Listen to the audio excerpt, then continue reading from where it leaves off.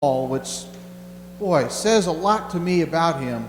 It's this passage here, where in Acts chapter 26, where he has to defend his ministry before the authorities. The Jews have haunted him and harassed him and dragged him before magistrates and dragged him before authorities, and he's had to defend himself and testified about his own innocence and about the content of his message. And here he's dragged before two authorities, and he'd already appealed to Caesar, but on his way to Rome, he was before Festus and Agrippa, who were two different entities who were authorities within the Roman hierarchy. And he gives testimony as to what's going on in his life and why he's in this position that he's in. And if there's one thing that I pick up on or extract from the life of Paul that I believe is commended and repeatable and to be normal, it's this. It's passion. You cannot read Paul's letters, you cannot read the accounts in the book of Acts without seeing this guy had something that really drove him. He had passion. Now, people have passion all the time. They have passion for sports, and they have passion for money, and they have passion for sex, or they have passion for work, whatever. People have passion for all sorts of things. But Paul had passion for something that ultimately mattered. And that was this. He had passion for the cause of leading people to Christ. And that's what drove him.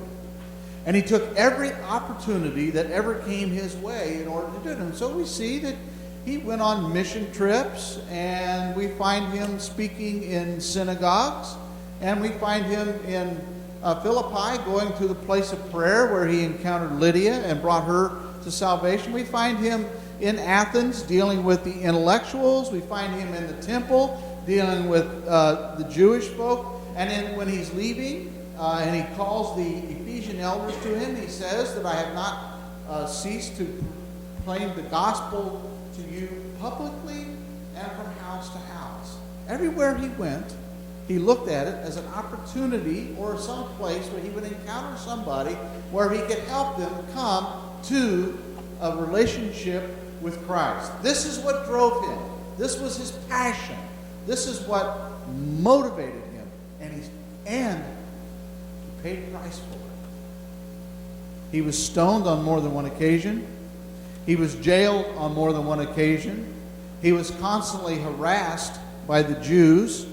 He was shipwrecked. He was imprisoned. And church history tells us that finally Paul was martyred because of his serving the Lord. But except for the martyrdom, everything that he encountered did not stop him. Go to prison, let him out, he's doing it again. Get harassed by the Jews, he goes someplace else. Goes to a synagogue, gets rejection, goes to the next synagogue. Everything he encountered, it didn't stop him from fulfilling his mission and pursuing his passion. And here's what I get. I think that sometimes we quit too easy.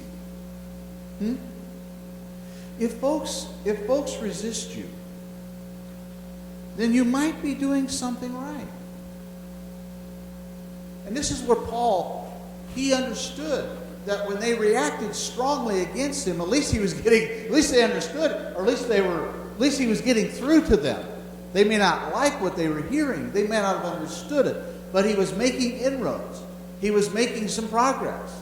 So if people just look at you and smile and say, boy, there goes a nice person, you may not be doing your job. If you don't get a little bit of resistance, if you don't get a little bit of pushback from folks before you're being a Christian, then maybe you're not pushing enough with this great message of salvation. Just saying, just asking, I don't know. But not only did he persist himself and persevere, but he recruited others. Silas, Luke, Timothy, Titus. Not only did he not pull back, but he recruited others to help him. He wrote letters to the churches saying, keep going, keep doing it, keep doing it. And he finished strong when he was in prison. In 2 Timothy, the last letter that he wrote was to Timothy. And he said, I have fought the fight. I have finished the race. I have kept the faith. I tell you, I love Paul.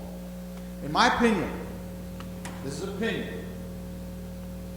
In my opinion, next to Jesus, and it's a distant second, but next to Jesus, Paul is the greatest man that ever lived. Again, it's a distant second. Don't hear me being guilty of idolatry here. But I'm saying next to Jesus, I believe that Paul was the greatest man that ever lived. He got it. He understood Christ, and he understood his calling, and he understood the world. And so for me, he's the greatest there ever was, except for the Lord himself, who again is way, way better than any human being. But Paul still stands out. After 2,000 years, he still stands out. And here's some things I see him in this passage about Paul that I just want us to pick up on for a few moments today.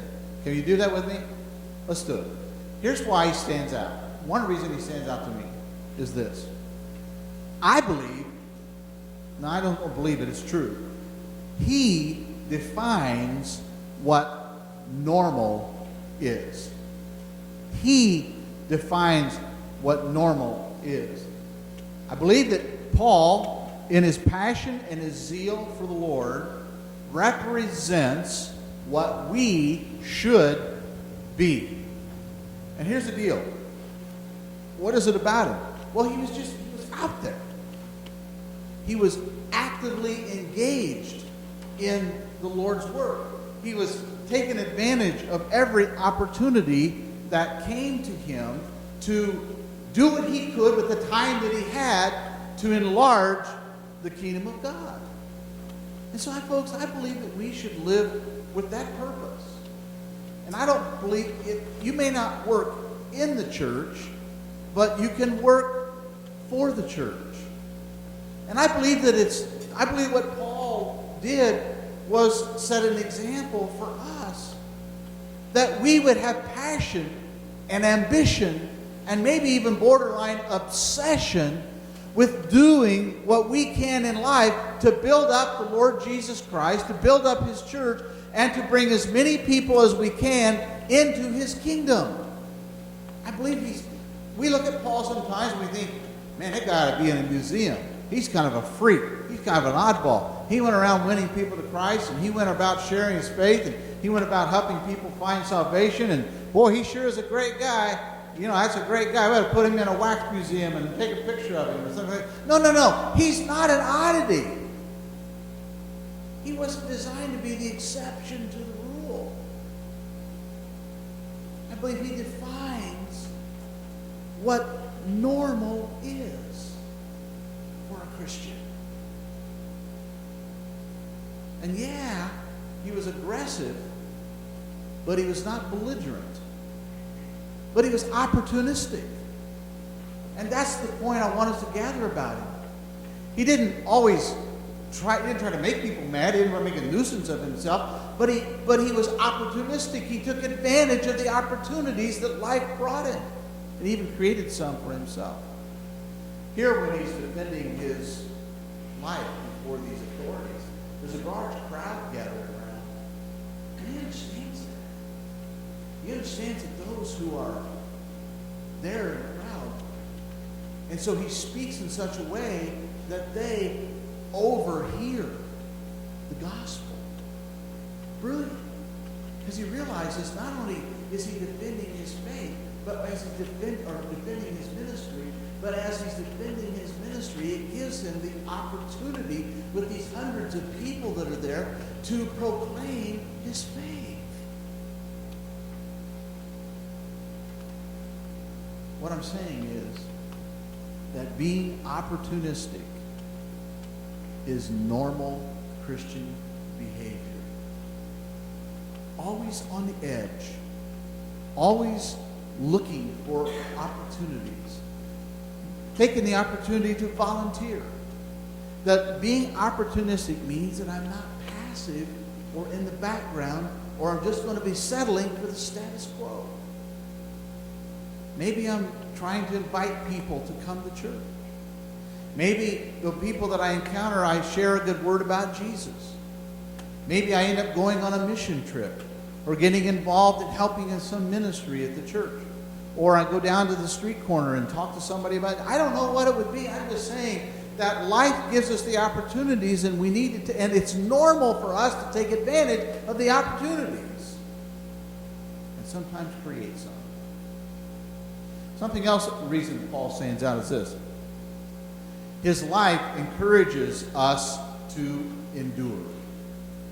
Now, I'm not saying that we have to become, I'm not saying that serving Jesus should be miserable. I'm not saying that. You with me? Don't overhear. Don't read into it. I'm not saying that serving Jesus should be miserable. But I am saying that serving Jesus should cost us something. And as you serve the Lord, you will run against the wind, Bob Seeger.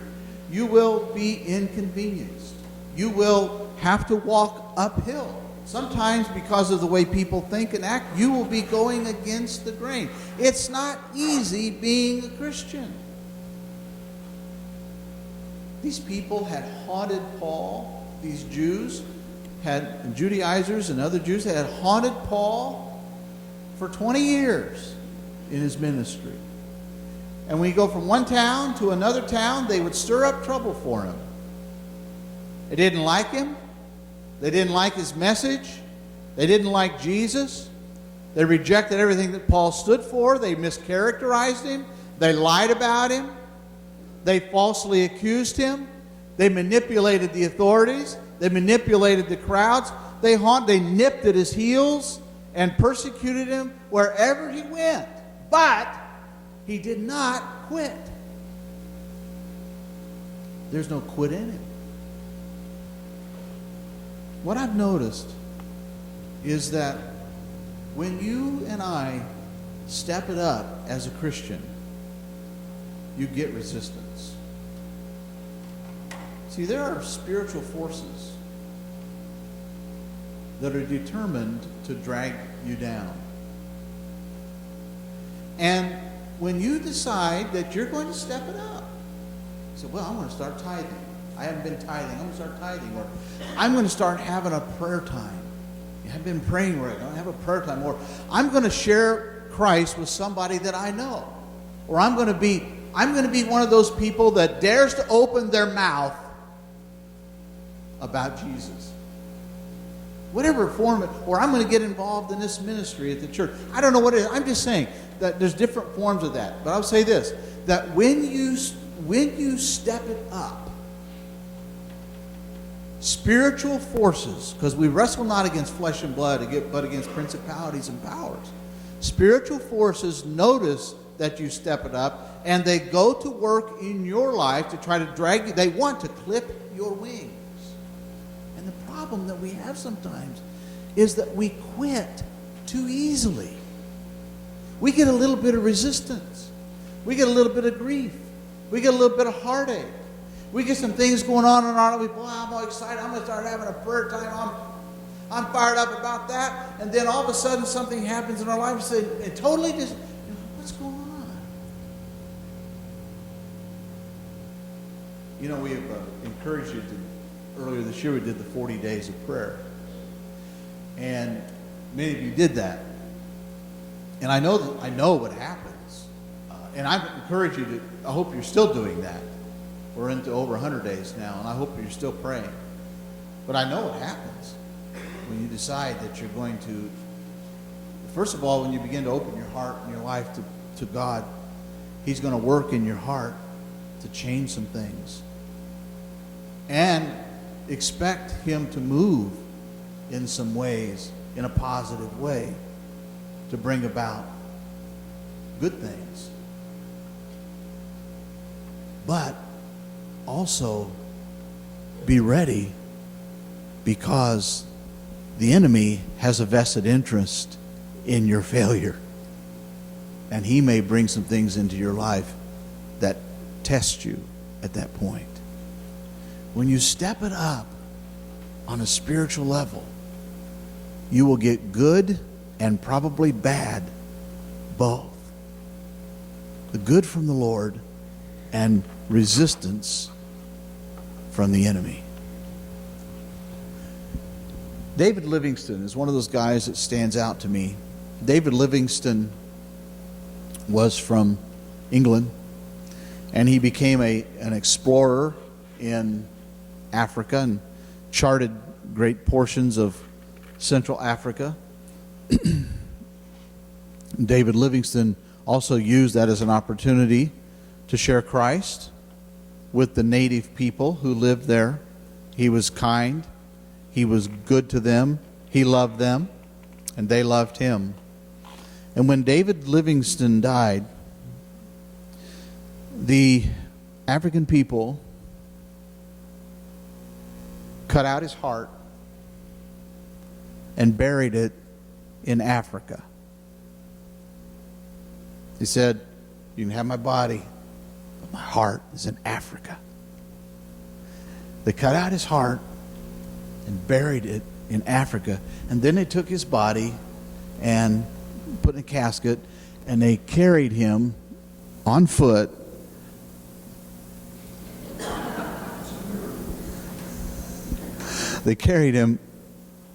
hello? I was there a second ago. They carried him on foot 11 days to the coast.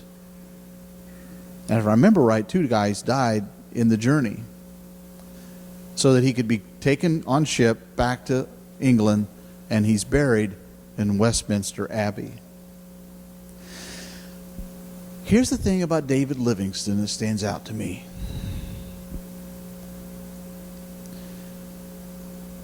One morning, he didn't come for breakfast.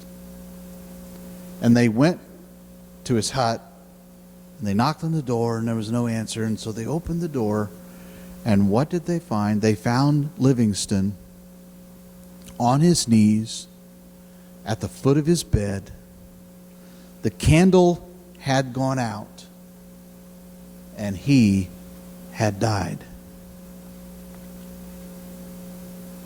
That encourages me. He ended well. He endured till the end. Something else about Paul that really speaks good measures about him is that Paul portrays the right attitude to have. Now, his passion was clear. His passion was clear to lead people to Christ.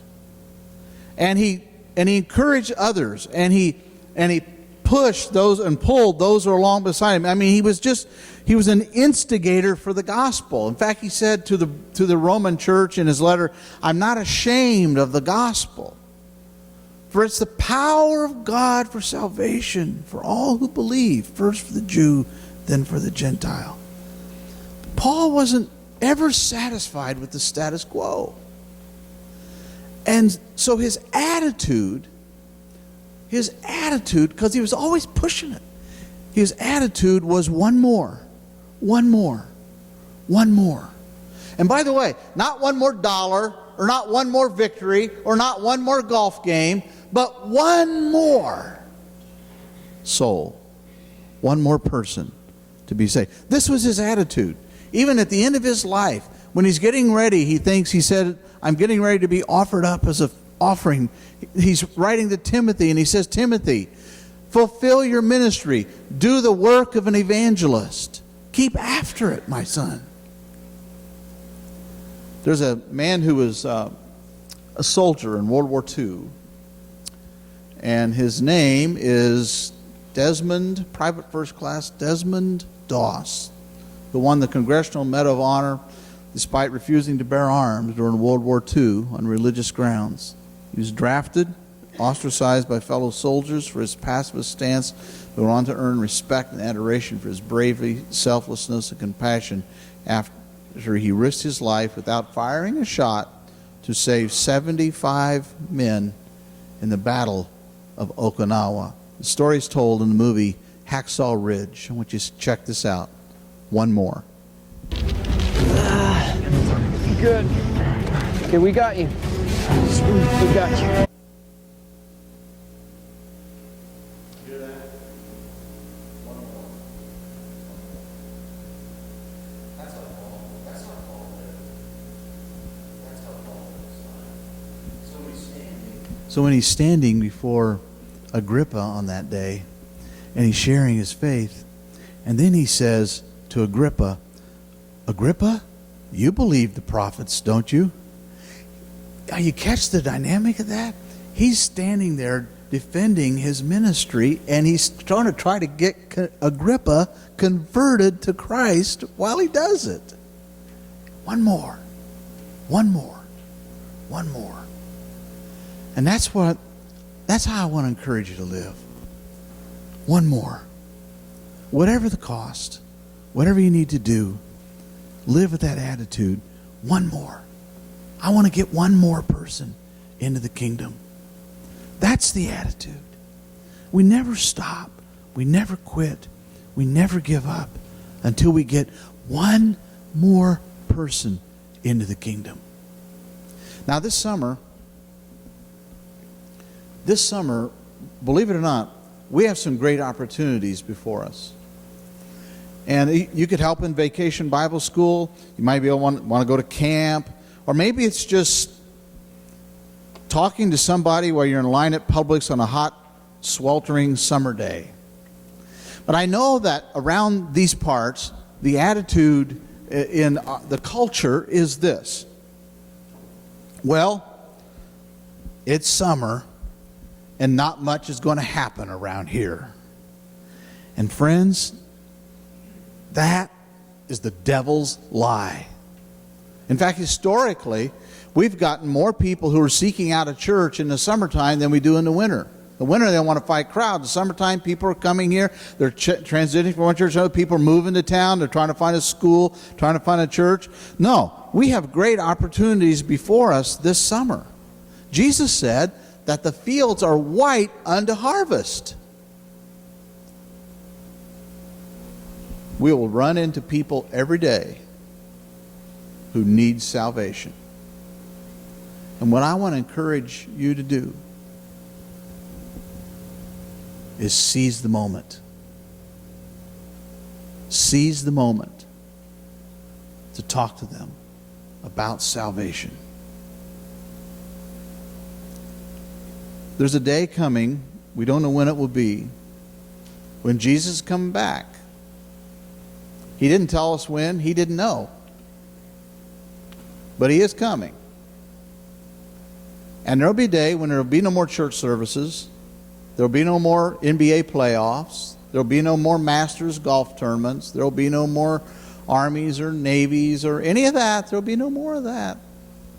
When Christ comes and establishes his kingdom in its fullest and takes us home and brings this world to an end and inaugurates the new one. So right now, let's work while it's day. And I want to encourage you to go with the attitude. One more. One more. Maybe this week, maybe this summer, maybe this year. Lord, use me to bring one more person. And if you get that person, then bring one more.